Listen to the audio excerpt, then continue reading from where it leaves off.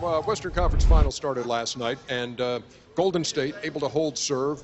There are questions like, how is Dwight Howard feeling? And going into Game 2, we get this report from Lewis Johnson. In Game 1, Dwight Howard had a collision with Josh Smith and was ultimately diagnosed with a sprained left knee. Now, after the game in the locker room, I saw him receiving an ultrasound treatment on the inside of that left knee. Howard did not participate in practice on Wednesday and is still listed as questionable for Game 2.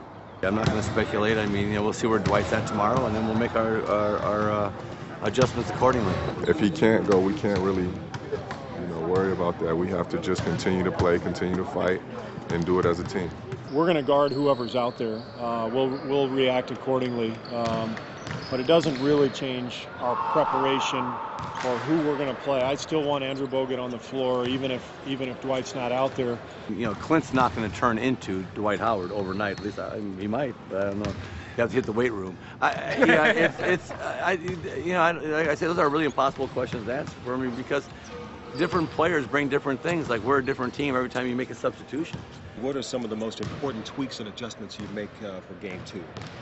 Well, the defensive effort has to be there the entire game. We didn't really start playing until midway through the second quarter, so the intensity level has to ratchet up. I just thought that, for the most part, Houston was the aggressor. When you're down 15 in the first half of a playoff game, it takes everything you have to get back into it. Kept our home court advantage and have an opportunity to take advantage of Game 2, but learn the lessons that we did. Well, Steph Curry may have been the star on the court, but it was his daughter Riley who stole the show at her very first post-game press conference. We're both supposed to, That's too loud, Daddy. I know. Hold on one second, okay? Be quiet. He plays well, and obviously he did that for his. So from Dell to Steph and now to Riley, it looks like this next little Curry is ready for the big stage, and she is a doll. From Oakland, I'm Lewis Johnson. Time for Hennessy, never stop and never settle. Steph Curry in his last 3 games, making it look Steffortless. That interview wasn't Steffortless, and very sufficient.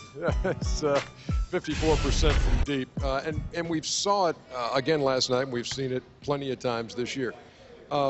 Here's a 49-33 Houston lead, and then you blink, and it's a 25-6 Golden State run. They can do that to you so quickly, and you don't even recollect having a 16-point lead over that team. Yeah, I like the fact that even though they're a young team, they never panic.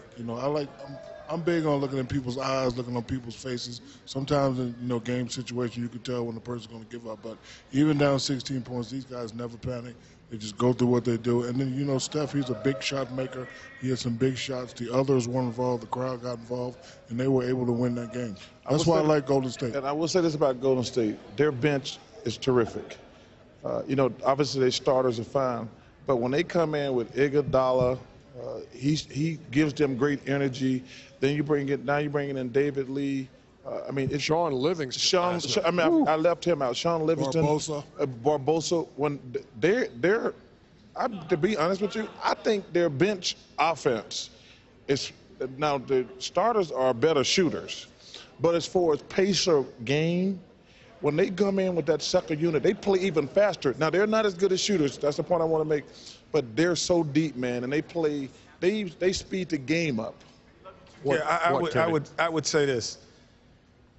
We all agree they're the best small ball team in the NBA. And we saw plenty of that last night. And so what happens is Dwight Howard not in the lineup. Now the Houston has to play small ball. Yeah, they played successful without Howard at times, but you're playing against the best team in the league at doing that. The second thing, I don't believe that unless you have Shaquille O'Neal, you can win a championship without making free throws. When you have multiple guys who can't be in the game at the end of the game when it matters. Josh Smith, Dwight Howard. There's about 4 guys on the Rocket you can name that just can't be in the game, and they're key contributors.